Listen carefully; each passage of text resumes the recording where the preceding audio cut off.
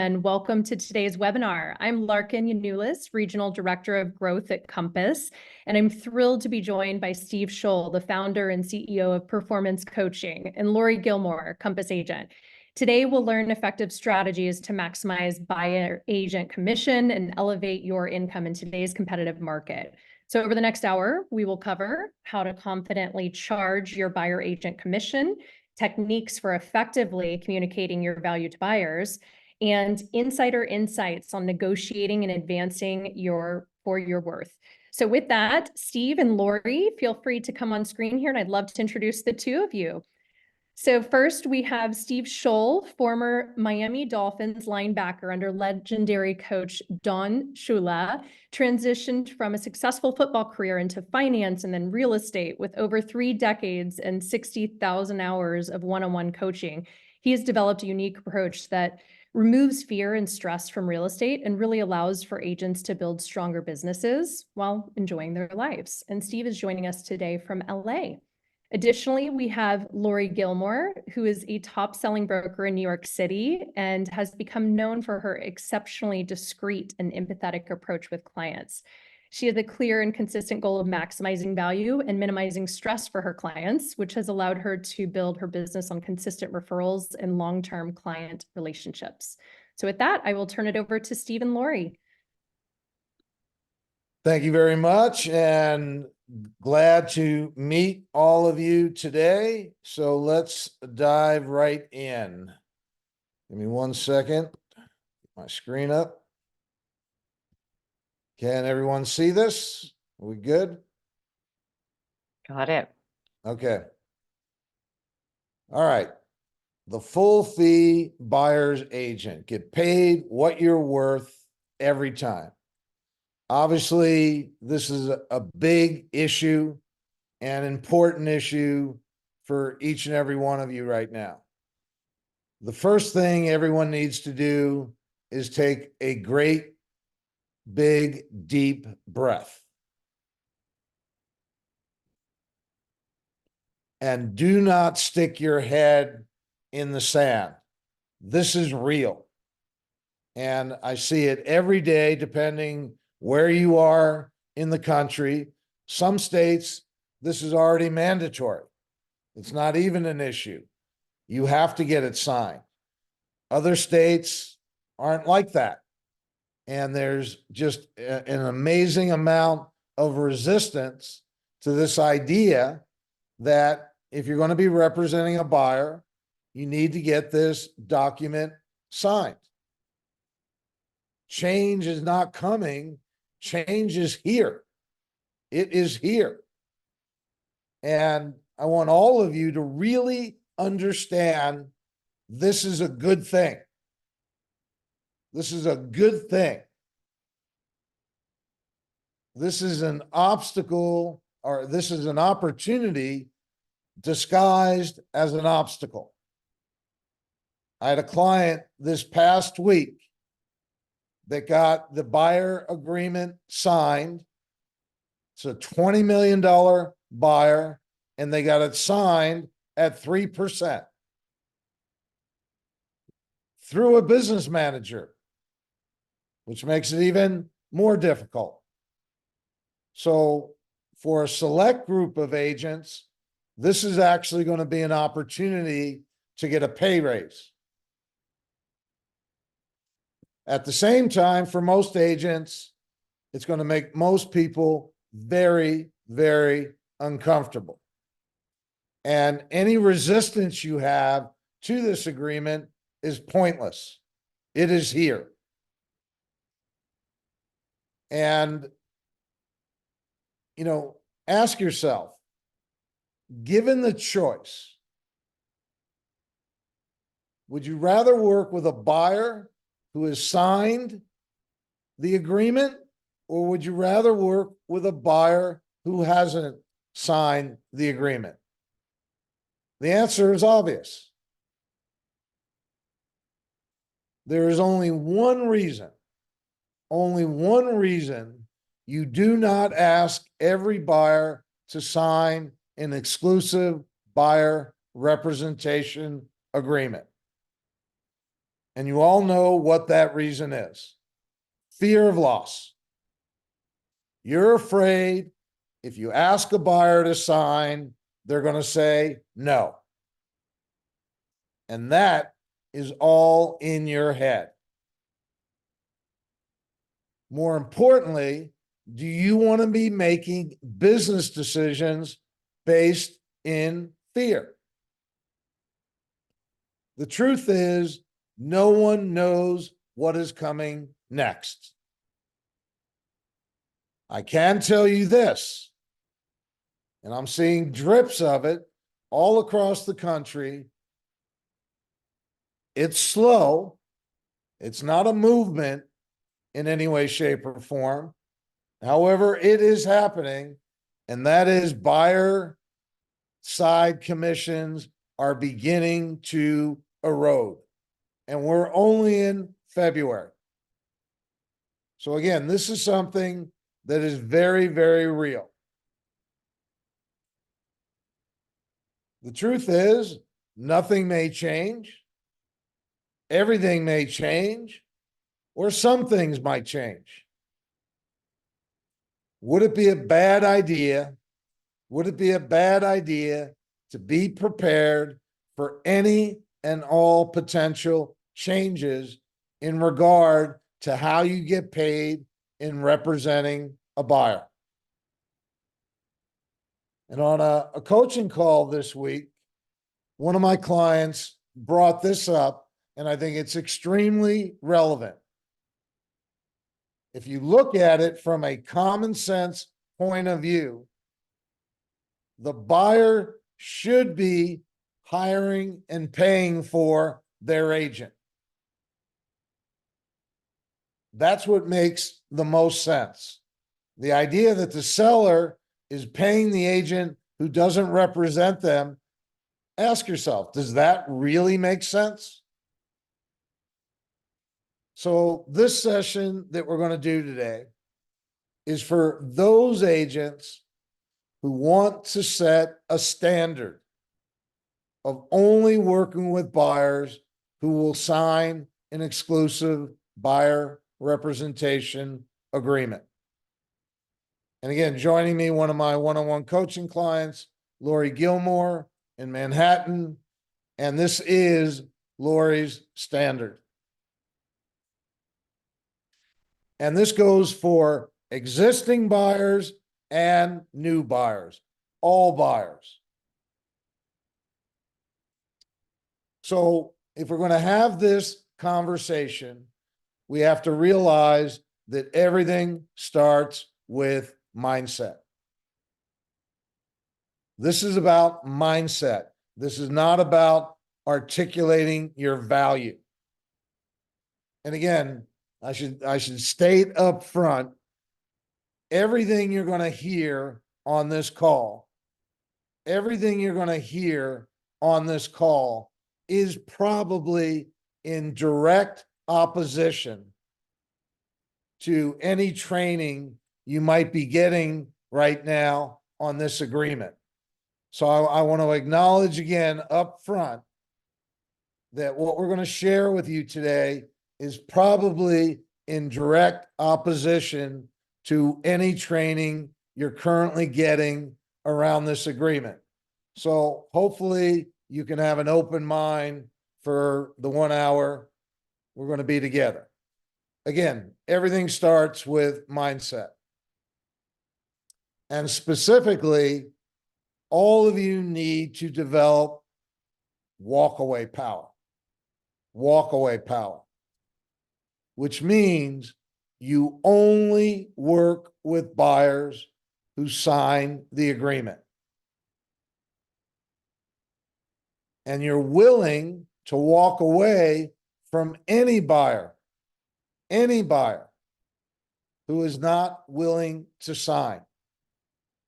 If they're not willing to sign, it simply means they are not your client. And here's the kicker: no exceptions. No exceptions. And when you make it no exceptions, it simplifies everything. So again, we're talking about having a standard where you only work with buyers who sign the agreement and agree to pay you your full fee. I want all of you to understand this whole conversation, this whole dialogue around the buyer representation agreement. It's a conversation about trust, not value. Everybody out there is going to be preaching to you that you have to be able to articulate your value. It's not about your value. It's about trust. Do they trust you? Are you a trusted advisor? Secondly, this is about process, not personality. And most important, and this is a concept that we're going to share with you today, this is about, are you the favorite or are you the fool in the game? Are you the favorite or are you the fool in the game? And whether you're the favorite or the fool, it has nothing to do with you. And a quick segue, I've co-written a book with Chris Voss, who is the author of Never Split the Difference. And I'm sure more than a few people have read that book. Chris and I released a book a little over a year ago called The Full Fee Agent. And in this book, we get into the concept of the favorite and the fool. I want you to be clear. Getting an agreement signed, getting paid your full fee has nothing to do with convincing or selling or explaining. That's not what we're doing here. And I love this thought from Chris Voss. If you are explaining, you are losing. If you are explaining, you are losing. And this is what most of you are doing every day. And you're doing it every day because that's what you've been trained to do. That's what you've been programmed to do. That's what you've been conditioned to do. Explain, explain, explain. And Lori, why don't you jump in for a second and comment on this thought? About the explaining or about the favorite Explaining. explaining? Well, I mean, it brings me back to your comment about, the value proposition. If you are pushing your value proposition, it is really just a losing game, right? There will always be an agent who is willing to do more or willing to say they'll do more and charge less for it. It's really a race to the bottom. The reason that a client is going to want to commit to you is that they trust you. And trust comes from their relationship with you. And that is going to be what creates the value for them, not your laundry list of your to-do list about what you're doing for them. So, I think you're making a bit of a segue here to tactical empathy and emotional intelligence, which is what Steve trains us in. And when you're using tactical empathy and emotional intelligence, you're making someone feel understood. And that is what creates a feeling of trust. Trust is what creates value for the client in a way that makes them want to commit to you and want to pay you your fee, whatever that fee is. Whether they're a seller or a buyer, there's no difference there. Well said. You cannot argue another person into a different point of view. And yet this is what most agents are trying to do every single day. You've got one point of view. Your client has a different point of view, and you're trying to get them to come to your side of the street, which we'll get into in a little bit. I want all of you to look at this and hear this. Real buyers sign the agreement. Suspects don't. There is no issue getting a real buyer who wants to work with you to sign the agreement. It is a natural part of the process. They have little or no objection to when they actually want to work with you. And they're not working with you because of all the things that you tell them you're going to do. Hope is not part of this process. In my coaching practice, in my work with clients, I'm always trying to take hope out of the equation altogether. Hope is not an effective strategy. We're never hoping people will do business with us. We're not hoping they're going to sign the agreement. Hope has nothing to do with it. The framework that we're going to get into today for having this discussion is simple. First, remember, this is about them.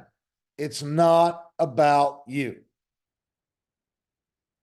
Anytime you're dealing with a buyer or seller, it's always about the other person. It's never about you. And you want to learn how to let people fully express themselves. And that includes letting them talk about their vision for what they want to have happen, their goals, their dreams, their fears, their concerns. You want to get all of that out on the table. Then you want to make them feel understood. And we'll get into that, and Lori will share specifically how we do that. Then we get into what we call proof of life, then the agreement, and then we either move forward or we exit gracefully. Another way of looking at this framework, there's 3 parts to it. First part, is there a deal here? Is there a deal here? Second part, is there a deal here with me? Third part, do I want to do this deal? And whenever you're talking to a potential buyer or seller, that's the framework. Is there a deal here? Is there a deal here with me? And do I want to do this deal? So again, it starts, remember, any conversation with any buyer, any seller, it's not about you. It's about them. Specifically, what are they thinking and feeling? What are they thinking and feeling? So with a buyer, Lori, why don't you jump in here? When you're sitting down with a buyer, someone calls you up, expresses an interest in buying a home, how are you going to start that conversation out? Well, first, I want to say kind of a PSA for the buyer agreement. I can't move on before saying this, that I am so excited about this buyer agreement, that it elevates the profession. You know, I had been asking for this document for years, and it had always been my standard to work only on an exclusive basis with buyers, but that was just a verbal agreement. And having this agreement is such an incredible opportunity to work at the same professional level with buyers as you do with sellers. So if it's your standard to only work with buyers on an exclusive basis, and you want to make it your standard, this document is a gift, and it clarifies the process so that you can speak to buyers in the same professional way that you speak with sellers. So you're starting have you gotten to the point where you know that they want to work with you, or are we backing it up further than that, Steve? No, we're starting right in the beginning. Starting right in the beginning. Expresses an interest that they Right. want to purchase. Right. So this structure that Steve's talking about is so freeing. This, is there a deal here? Is there a deal here for me? Do I want this deal? So the idea, the concept of, is there a deal here? You're talking to someone really like a human being without trying to drive someone where you want them to go. You're hearing what is going on with them. And it's as simple as saying, so it sounds like you're considering a big move. Tell me more about that. And really listening to what it is they want, rather than starting out thinking, how am I going to get this? How am I going to get this business? You're listening for what's important to them. And when you're listening to what's important to them and what they have in mind, you're going to start hearing, is this a real deal? Are they talking about something that is realistic? Are they talking about something that's going to take place in a reasonable time frame? That's what we're talking about when we're saying, is there a deal here? Right? So you're listening to them, you're getting out their hopes and dreams, you're asking them, if you could plan this process exactly the way you want it, how would it come out? What would it look like? What concerns do you have about this process? And you're responding to them as a human being, understanding their dreams and their concerns. And when you've done that a little bit and you've gotten some relationship established, then you're going into, is there a deal here for me? And that sounds like, so, of all the agents in this city or in this state, wherever you are, what made you pick up the phone and call me? And if someone is doing their due diligence, you're going to hear things like, I called the top 4 people I've seen, their signs on a bus stop. I've seen your postcards. But if they've said, my dear friend recommended that I speak to you, she said you were the best, then, you're really not the fool in the game, probably. And you're going to ask a question one way or the other. If you're feeling like you might be the fool, you're part of the due diligence. You're saying, so would I be wrong to assume that at this point you're leaning toward working with someone else? If it's the opposite and they've said you were highly referred, it's time to say, at the risk of being presumptuous, is it wrong to assume that you'd like to work together? You get an answer there. And now you're ready to go to the standards part, the third part, which is whatever your standard may be. And when we're talking about the buyer's exclusive, we're talking about that agreement. Steve, did you want me to get into this conversation? Right, so let's take a deeper dive here. Let's go back to the beginning of, is there a deal here? Yep. Many of the agents on their call, on this call, they're getting a call from someone who wants them to show a property. They don't have a relationship. It's a cold call of some sort. And, hi, can you show us a property?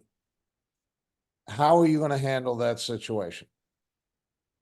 So it looks like you're looking at this property. Tell me what's going on. I don't jump right into what's the address and what time can I meet you? It's what's going on. You're getting more into, is this someone who's calling because they're calling whoever answers the phone, or are they looking for a trusted advisor? So you need to. So Laura, I think it's important to say right up front that you're not showing any property to anyone without this agreement signed. Am I wrong? God, no. Absolutely not. Never, no. All right. So we've got to frame this discussion.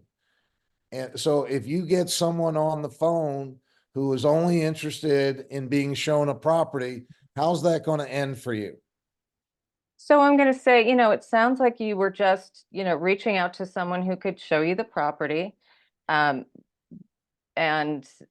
not necessarily looking for someone to work with you on an exclusive basis. That's absolutely fine. There are hundreds of agents in this city. Um, you know, it does not sound like you're looking for exclusive representation.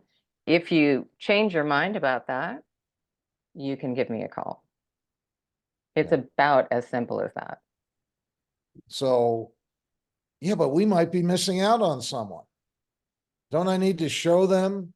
Don't I need to, demonstrate why they might want to work with me? Well, it depends on what kind of life you want to live. I mean, I can say that I work about a third the amount that I used to when I used to chase around with people, and I get more sold. So, if it's up to you. If you wanna run around showing things without a commitment, um, there's a 3% chance that'll work out. Is that statistically correct?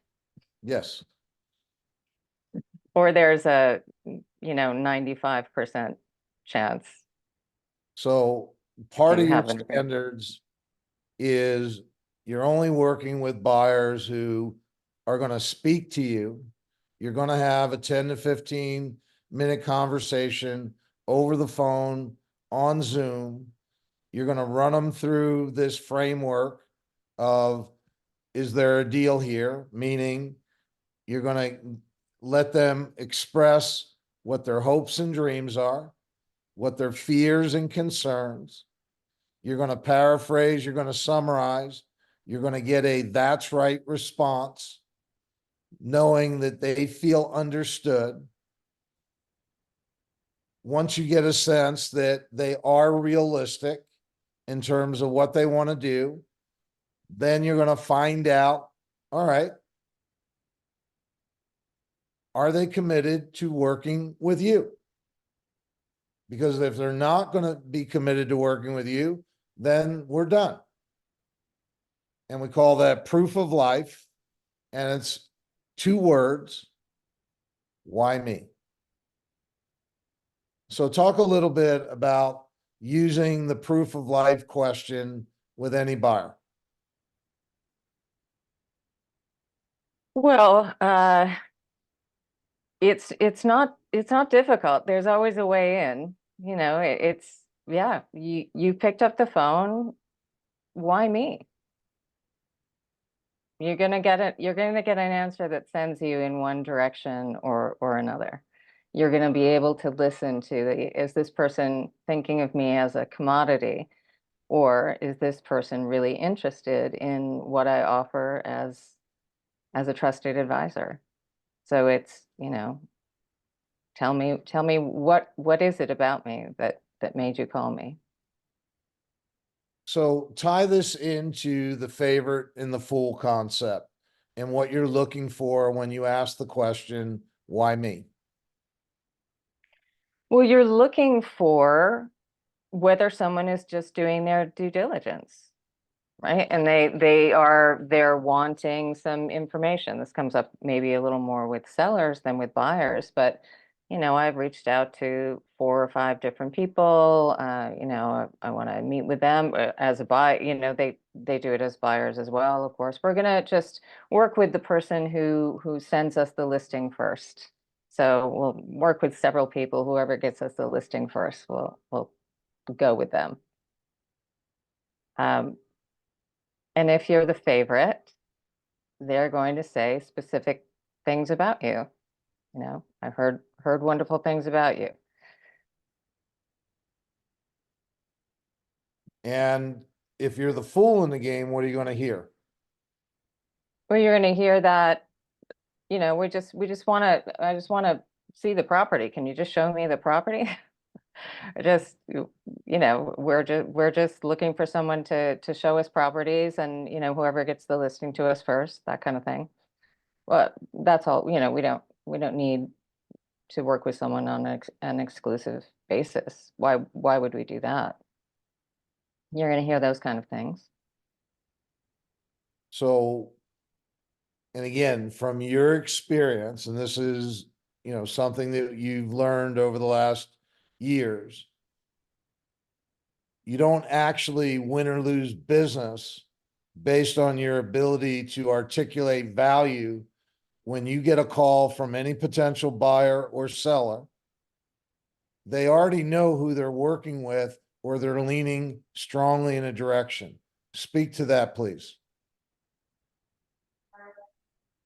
They already, if they're searching for real representation, yes, they generally come to the phone having an idea. The first person they call usually is the first person they had in mind who was referred to them. And if they're just doing their due diligence, again, they're throwing kind of darts at the wall and making some phone calls. And that is the favorite or the fool concept is exactly what Steve said, that people know going in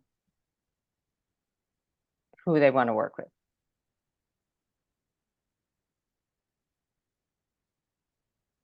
All right, someone asked the question, not Yeah. trying to be rude, Yeah. but this does not seem like people have actually sold any real estate in the last several years. No dialogue. Okay.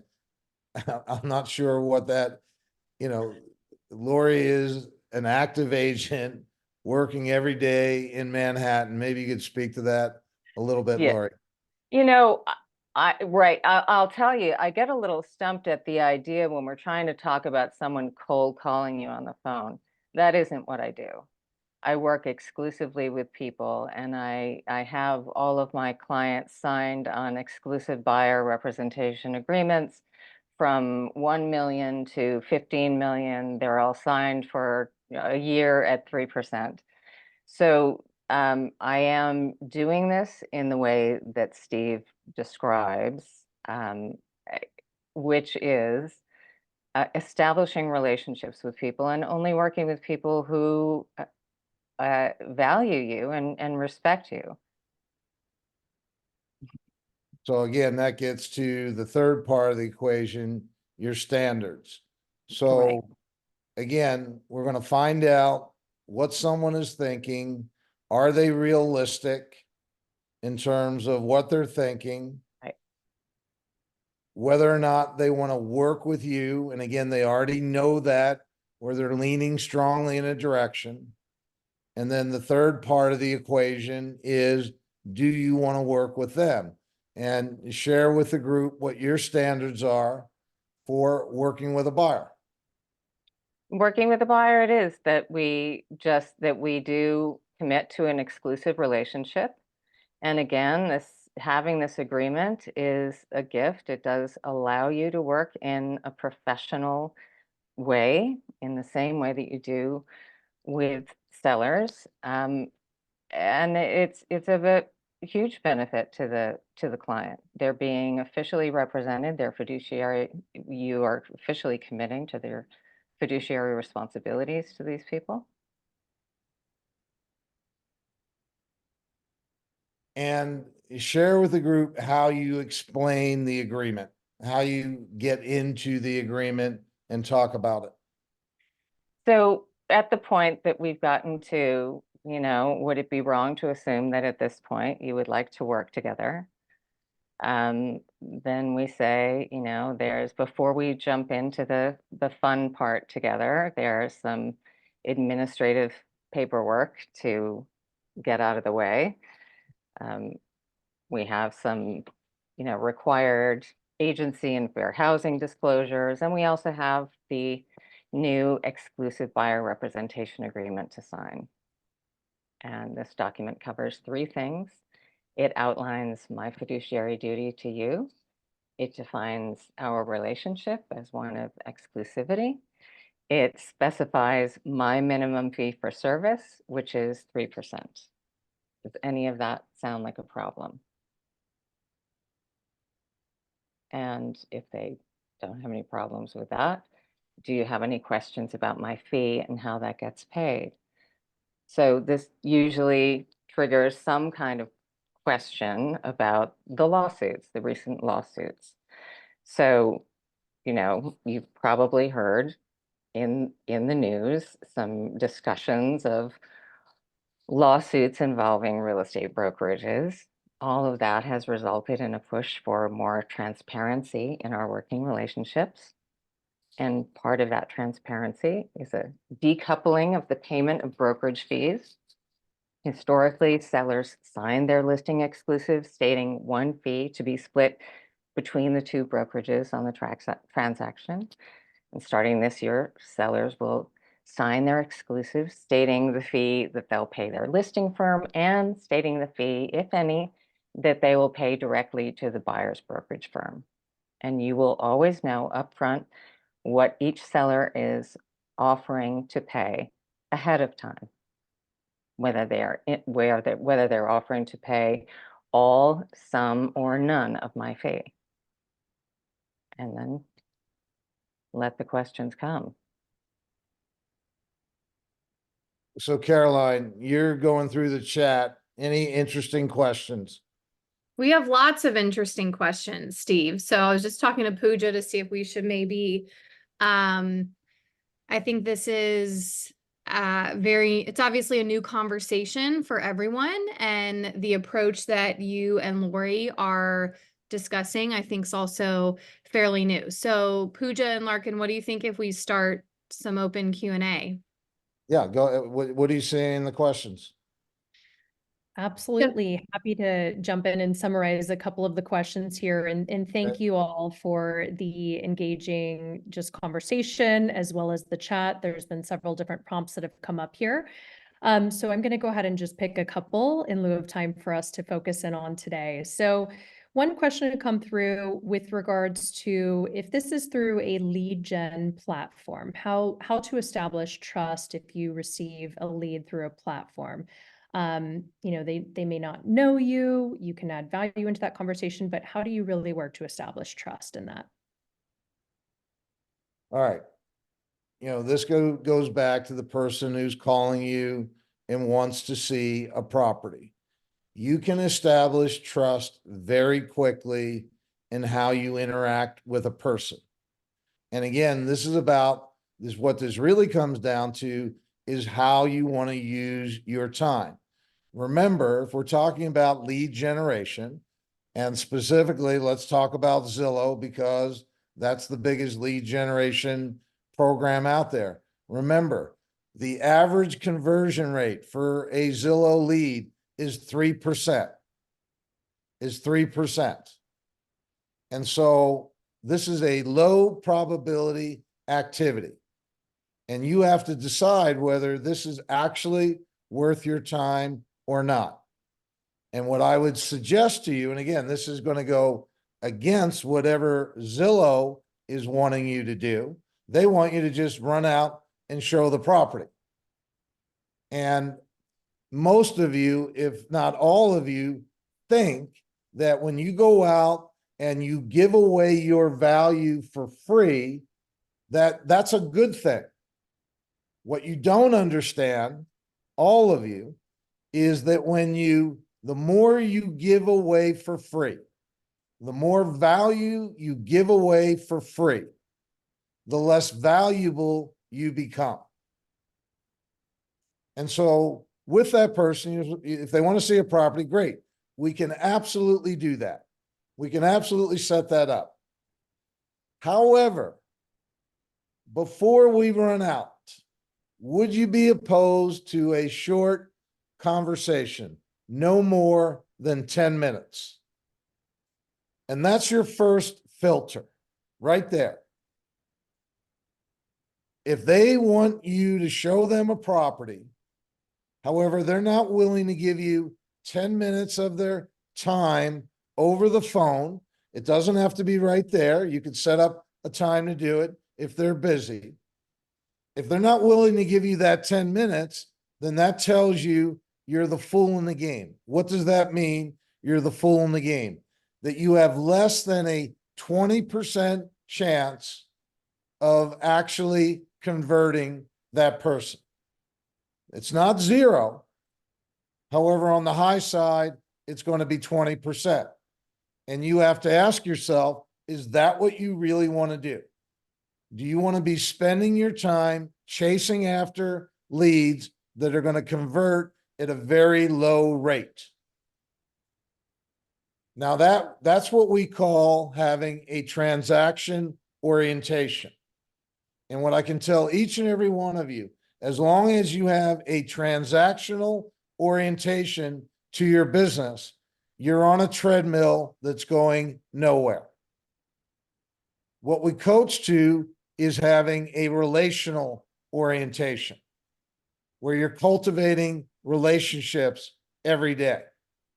Now, yeah, you might have to start out with lead generation and lead conversion as getting started in this business. However, it's important that once you develop a relationship with someone, that you maintain that relationship and cultivate that relationship. Too often, agents that are engaged in lead generation and lead conversion, you bring them in the front door and you let them go out the back door. It's important to understand real estate is a 30+ year career.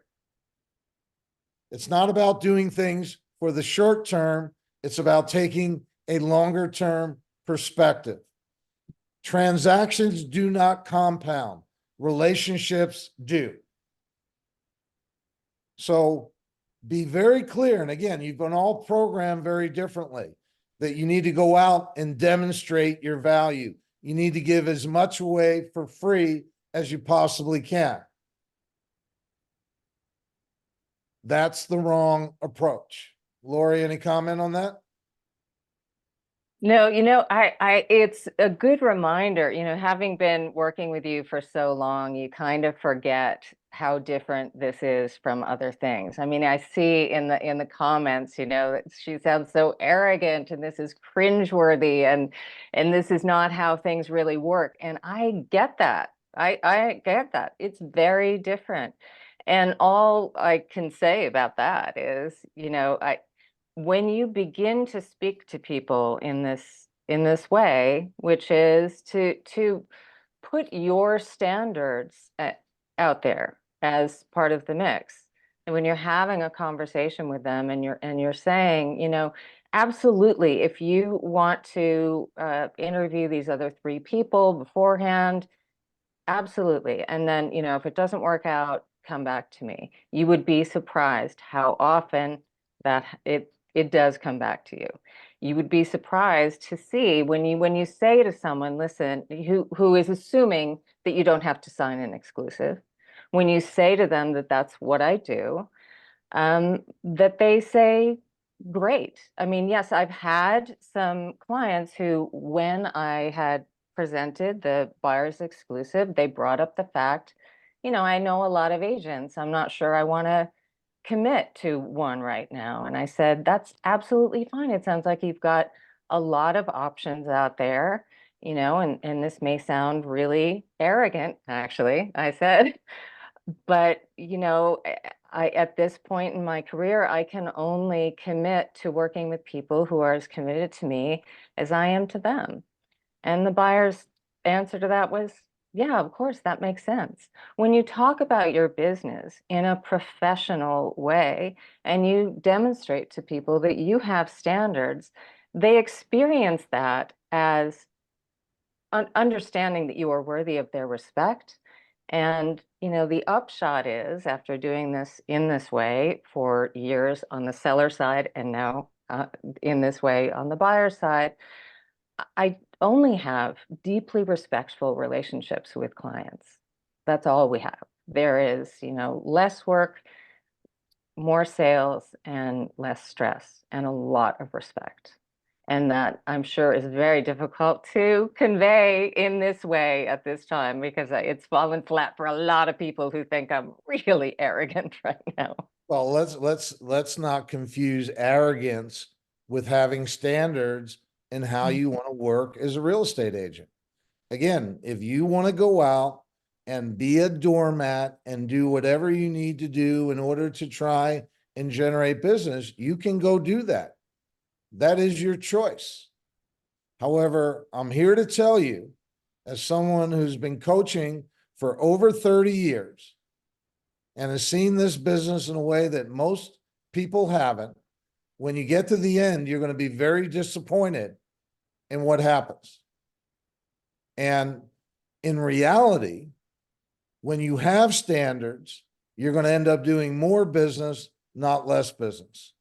Other questions the group might have? Well said, both of you. Thank you. And one question that came up a couple times was the strategy that we're talking about here being relevant for agents, whether they are tenured 30 years into real estate or on the newer end. How might you alter this approach for someone that's relatively new as an agent or broker, or doesn't have a lot of market presence yet? What Well, would shift, if any? you're relatively new, that's an advantage because you don't have bad habits. You haven't been programmed in the wrong way. And if you can start now approaching this is not about having a track record. This is not about having years of experience. One of the things I coach to, it's not how much business you do, it's how you do your business. And what we're outlining for each and every one of you, no matter where you are in your business, you want to be clear on what your process is. How do you work with a buyer? And again, whether you're new, experienced, elite, whatever the category, you want to have a process. And people either want to line up with that process or they don't. There's no lack of people who will line up with your process. And you have a decision to make. Again, do you want to focus on high probability opportunity or low probability opportunity? What we coach to, and again, this hits the newer person, we do coach to building a repeat and referral business. So in the beginning, you may not have the relationships. Just depends on your life situation. And then you've got to go out every day working to cultivate relationships. However, you're going to have plenty of opportunity to meet people. And again, whether you're new or experienced, this applies to everyone. Your comment, Lori? Yeah, I mean, in the beginning, we didn't have this agreement, and I know I'm acknowledging and I'm seeing in the chat that not everyone has this agreement now. I'm extremely lucky that I'm in Manhattan and with Compass, and Compass has a very streamlined, beautiful buyer representation agreement that is just as clear and simple as any listing agreement. So, but back in the beginning, when I didn't have the agreement, and even when I had just started, I always chose to only work exclusively with people.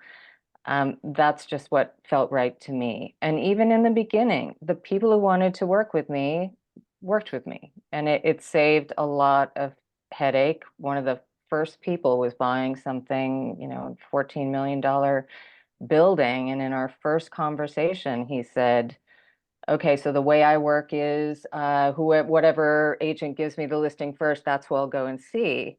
And while I was completely nerve-wracked and shaking, I managed to say, okay, but my process is that I only work exclusively with people. And he said, oh, okay, so, all right, well, we'll do that in Manhattan. I'll give you Manhattan.